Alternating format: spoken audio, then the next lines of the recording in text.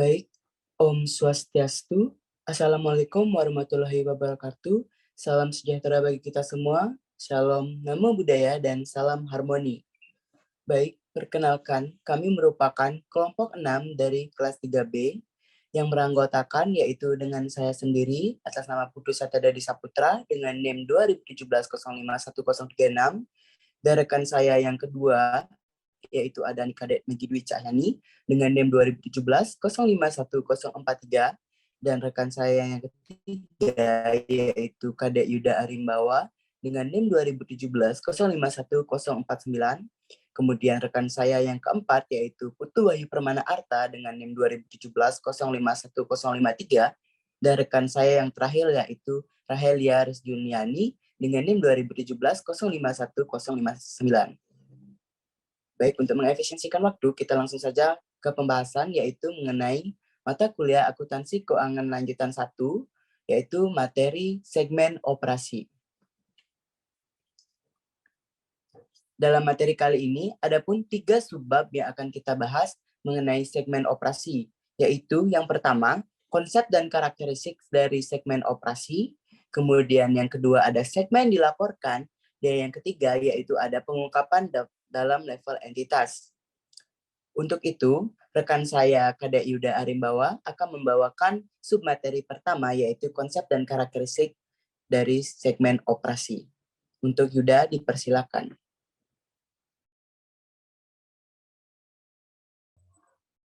Oke, terima kasih atas waktunya moderator.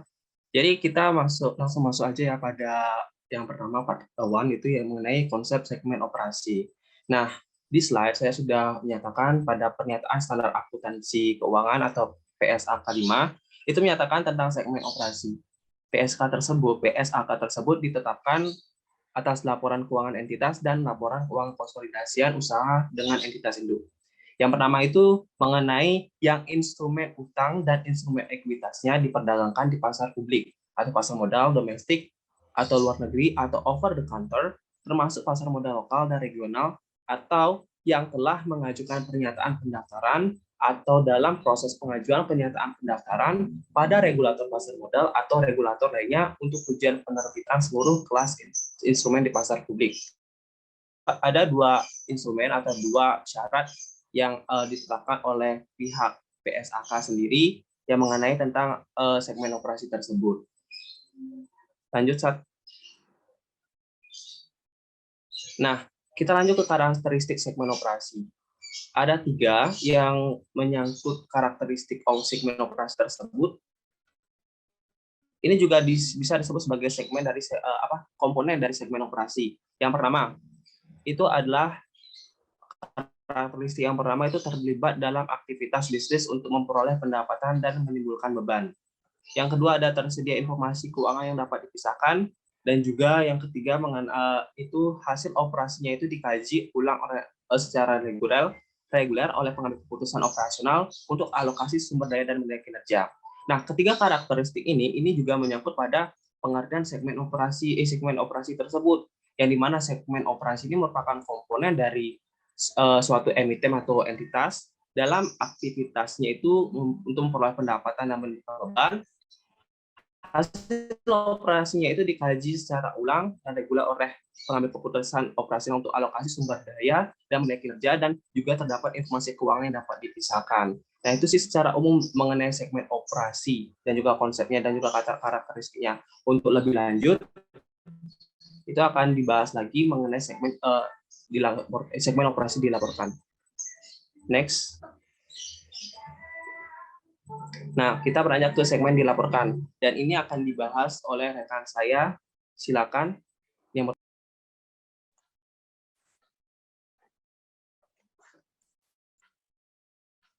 Baik, terima kasih atas kesempatan yang telah diberikan kepada saya. Nah, di sini saya akan menjelaskan submateri yang kedua, yaitu mengenai segmen dilaporkan. Nah, pada segmen dilaporkan ini, entitas melaporkan informasi secara terpisah tentang setiap segmen operasi. Nah, dapat dilihat dalam slide ada 2 kriteria atau syarat. Yang pertama telah teridentifikasi sesuai dengan hasil dari agregasi 2 atau lebih, atau merupakan syarat kualitatif. Nah, yang kedua melebihi ambang batas atau merupakan syarat kuantitatif. itu salah satu. Nah, jadi pada segmen dilaporkan ini ada 2 syarat atau 2 kriteria. Yang pertama syarat kualitatif atau kriteria agregasi, yang kedua ada syarat kuantitatif atau kriteria ambang batas kuantitatif. Next. Nah, di sini saya akan membahas kriteria yang pertama, yaitu mengenai kriteria agregasi. Nah, segmen operasi seringkali memperlihatkan kinerja keuangan jangka panjang, serupa jika mereka memiliki karakteristik ekonomi yang serupa. Nah, misalnya rata-rata margin bruto berjangka panjang untuk 2 segmen. Segmen operasi. Nah, diperkirakan serupa jika karakteristik ekonominya serupa. Nah, 2 atau lebih segmen operasi dapat diagregasikan dalam suatu segmen operasi tunggal. Nah, jika agregasi tersebut konsisten dengan prinsip utama pernyataan ini, segmen tersebut memiliki karakteristik ekonomi serupa dan segmen tersebut serupa dalam setiap hal sebagai berikut yang dapat dilihat pada slide, yaitu ada sifat produk dan jasa, kedua berdasar sifat proses produk, yang ketiga berdasar jenis atau kelompok pelanggan untuk produk dan jasanya, yang keempat ada metode yang digunakan untuk mendistribusikan produk dan penyedia jasanya, yang kelima ada sifat lingkungan pengaturannya, ya, sebagai misalnya perbankan, asuransi, atau utilitas publik. Next. Nah, baik, untuk kriteria yang selanjutnya akan dijelaskan oleh rekan saya. Terima kasih.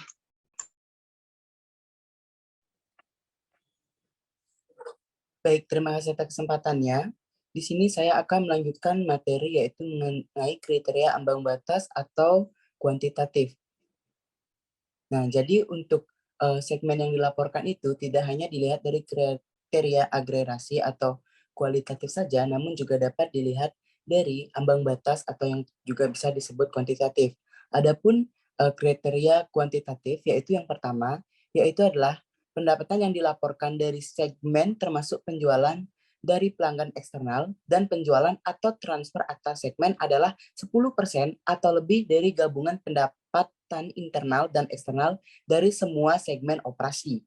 Yang kedua, jumlah absolut dari laba rugi yang dilaporkan dari segmen adalah 10% atau lebih dari jumlah yang lebih besar dan jumlah absolut, atau gabungan laba dari yang dilaporkan, gabungan kerugian yang dilaporkan dari seluruh segmen operasi yang melaporkan kerugian. Kemudian kriteria yang ketiga yaitu ada memiliki aset 10% atau lebih dari gabungan aset seluruh dari segmen operasi yang dimiliki atau yang ada di suatu perusahaan tersebut. Nah, kemudian di sini lanjutan yang segmen dilaporkan, yang pertama yaitu adalah jika tidak memenuhi ambang batas dapat dipertimbangkan atau jika manajemen percaya bahwa informasi tersebut berguna bagi para pengguna atau informasi dari segmen tersebut berguna untuk para pengguna segmen yang dilaporkan, maka itu dapat dilaporkan. Kemudian yang kedua, jika yang dilaporkan kurang dari 75% dari pendapatan entitas tambahan segmen, itu diidentifikasi walau tidak memenuhi kriteria sebelumnya. Jadi jika dilaporkan itu kurang dari 75% dari pendapatan entitas tambahan segmen, itu kita bisa identifikasi walaupun tidak memenuhi kriteria yang sudah disampaikan. Kemudian yang ketiga, segmen operasi lain yang tidak dilaporkan atau digabungkan dan diungkapkan dalam kategori segmen lainnya, itu dapat juga dilaporkan. Kemudian yang terakhir yaitu yang tidak memenuhi ambang batas dapat digabung jika memenuhi kriteria agregasi. Jadi misalkan di sini kan sudah saya memberikan yaitu kriteria ambang batas yang ketiga tadi. Namun jika tidak memenuhi kriteria ambang batas, itu dapat digabung jika memenuhi kriteria agregasi atau kriteria kualitatif yang sudah dijelaskan oleh rekan saya tadi. Nah, saya di sini memiliki sebuah contoh. Misalkan di sini ada suatu perusahaan, kita di sini ada suatu perusahaan itu bisa memproduksi kosmetik, obat-obatan, nah, dan lain-lainnya. Misalkan saja nih, kosmetik tersebut laba atau ruginya itu sudah mencapai persentase 10%. Nah, jadi segmen kosmetik tersebut dapat dilaporkan. Kemudian misalkan di sini di obat-obatan gitu, laba ruginya itu nggak mencapai 10%. Maka itu bisa tidak dilaporkan. Jadi bukan termasuk segmen yang dilaporkan karena labanya tidak memenuhi. Namun di samping itu kita juga harus mempertimbangkan pertimbangan segmen-segmen yang harus dilaporkan seperti yang sudah saya jelaskan tadi. Itu merupakan salah satu contoh sederhana dari segmen yang akan dilaporkan. Demikian materi mengenai kriteria dari segmen yang dilaporkan. Kemudian akan dilanjutkan dengan materi yaitu pengungkapan dalam level entitas yang akan dijelaskan oleh rekan saya, Kadek Maggie Dwi Cahyani. Untuk Maggie, silakan.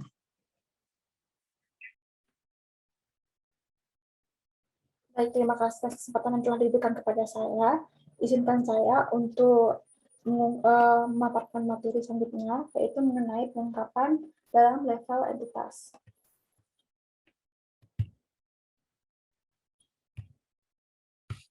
Nah, baik dalam pengungkapan dalam level entitas ini merupakan suatu pengungkapan di mana entitas mengungkapkan informasi yang memungkinkan penggunaan laporan keuangan untuk mengevaluasi sifat dan dampak keuangan dari aktivitas bisnis yang mana entitas terlibat dan lingkungan ekonomi di mana atas entitas itu beroperasi. Next. Baik, dalam pengungkapan dalam level entitas ini terdapat beberapa hak-hak yang nantinya akan diungkapkan oleh entitas untuk setiap periode laporan laba rugi komprehensif yang disajikan. Yang pertama itu dari laporan umum, berisikan data-data umum dan selanjutnya yaitu informasi. Yang kedua yaitu informasi tentang laba rugi, aset dan liabilitas. Dan yang ketiga itu berisi rekonsiliasi dan yang berisi penyesuaian dari laporan keuangan itu sendiri nantinya. Next.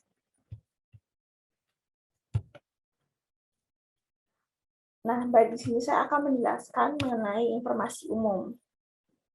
Baik, informasi umum merupakan suatu data yang nantinya akan berisi beberapa informasi umum yang sebagai berikut, yaitu pertama faktor-faktor yang digunakan untuk mengidentifikasi segmen yang dapat dilaporkan dari suatu entitas.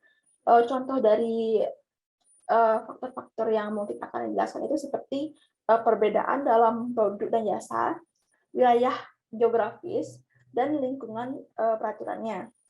Dan selanjutnya yaitu jenis produk dan jasa yang menghasilkan pendapatan untuk setiap segmen yang dilaporkan. Untuk selanjutnya akan dijelaskan oleh teman saya. Terima kasih.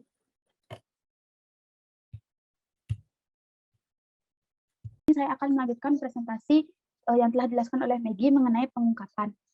Selanjutnya adalah mengenai informasi tentang laba rugi aset liabilitas.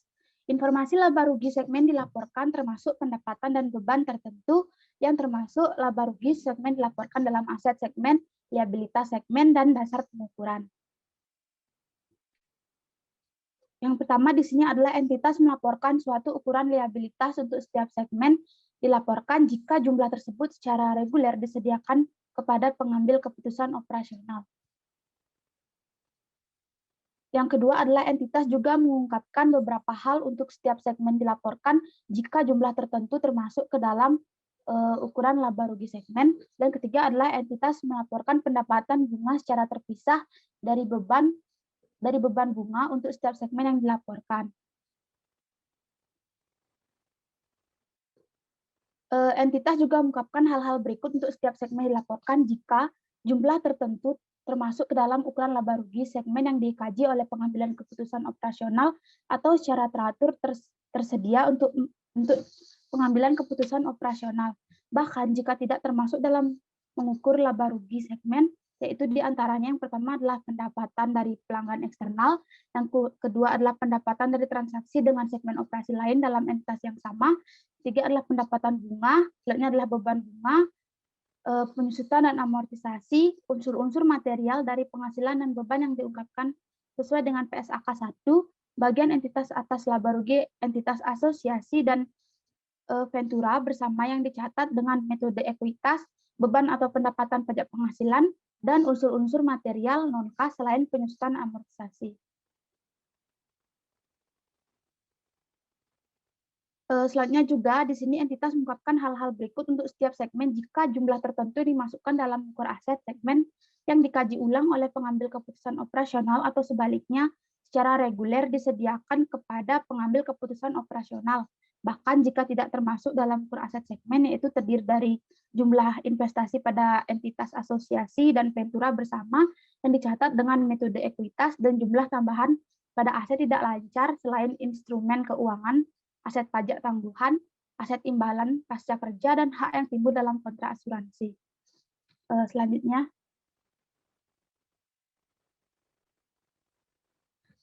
materi selanjutnya adalah mengenai rekonsiliasi.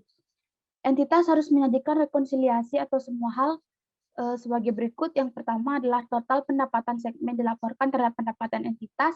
Yang kedua, total ukuran laba rugi segmen dilaporkan terhadap laba rugi entitas sebelum beban pajak atau pendapatan pajak dan operasi dihentikan. Yang ketiga adalah total aset segmen dilaporkan terhadap aset entitas. Yang keempat, total liabilitas segmen dilaporkan terhadap liabilitas entitas jika liabilitas segmen yang dilaporkan. Yang kelima adalah total jumlah dalam segmen dilaporkan untuk setiap informasi unsur material yang diungkapkan terhadap jumlah terkait dalam suatu entitas. Seluruh unsur-unsur material yang direkonsiliasi tersebut harus diidentifikasi dan dijelaskan secara terpisah. Di sini terdapat penerapan pada seluruh entitas yang tunduk pada pernyataan ini, termasuk entitas yang memilih satu segmen dilaporkan. Terdapat beberapa aktivitas bisnis entitas yang tidak diatur berdasarkan perbedaan produk dan jasa atau operasi wilayah grafis. Segmen dilaporkan dari entimen tersebut dapat melaporkan pendapatan dari suatu rentang produk dan jasa yang berbeda secara esensial. Yang pertama adalah mengenai informasi tentang produk dan jasa. Entitas melaporkan pendapatan dari pelanggan eksternal untuk setiap produk dan jasa atau setiap kelompok produk dan jasa yang serupa, kecuali informasi yang diperlukan tidak tersedia dan biaya untuk mengembangkan akan jauh lebih besar. Yang kedua adalah informasi tentang wilayah geografis. Informasi tentang wilayah geografis melaporkan informasi geografis sebagai berikut, kecuali jika informasi yang diperlukan tidak tersedia dan biaya mengembangkan akan jauh lebih besar, yaitu terdiri dari pendapatan dari pelanggan eksternal yang diatribusikan pada negara domisili entitas dan yang diatribusikan pada semua negara asing. Kedua adalah aset tidak lancar selain instrumen keuangan, aset pajak yang ditangguhkan, aset imbalan pasca kerja, dan hak yang timbul akibat kontrak asuransi. Yang ketiga adalah informasi tentang pelanggan utama. Entitas memberikan informasi tentang sejauh mana entitas mengandalkan pelanggan utamanya. Jika pendapatan dari transaksi dengan pelanggan eksternal tunggal mencapai jumlah 10% atau lebih dari pendapatan entitas, maka mengungkapkan fakta tersebut, total pendapatan dari setiap pelanggan dan identitas segmen yang melaporkan pendapatan tersebut. Yang terakhir adalah ketentuan transisi. Informasi segmen untuk tahun-tahun lalu yang dilaporkan sebagai informasi komparatif untuk awal tahun penerapan disajikan kembali sesuai dengan persyaratan. Dari pernyataan ini, kecuali jika informasi yang diperlukan tidak tersedia dan biaya untuk pengembangannya akan jauh lebih besar juga. Jika entitas mengubah struktur organisasi internal yang menyebabkan komposisi segmen dilaporkan berubah, maka informasi yang terkait untuk periode sebelumnya disajikan kembali, kecuali informasi tersebut tidak tersedia dan biaya untuk mengembangkannya akan jauh lebih besar juga. Baik, terima kasih. Sekian dari saya akan kembalikan pada moderator.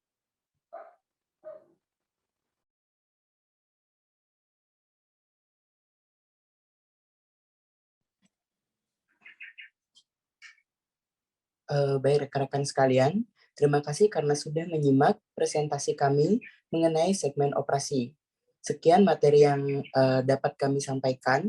Jika ada kesalahan kata, mohon dimaafkan. Dan jika rekan-rekan sekalian ada pertanyaan, bisa ditanyakan pada sesi diskusi hari Jumat nanti. Sekian dari kami, saya tutup dengan parame santi. Om Santi Santi Santi Om. Assalamualaikum warahmatullahi wabarakatuh. Terima kasih.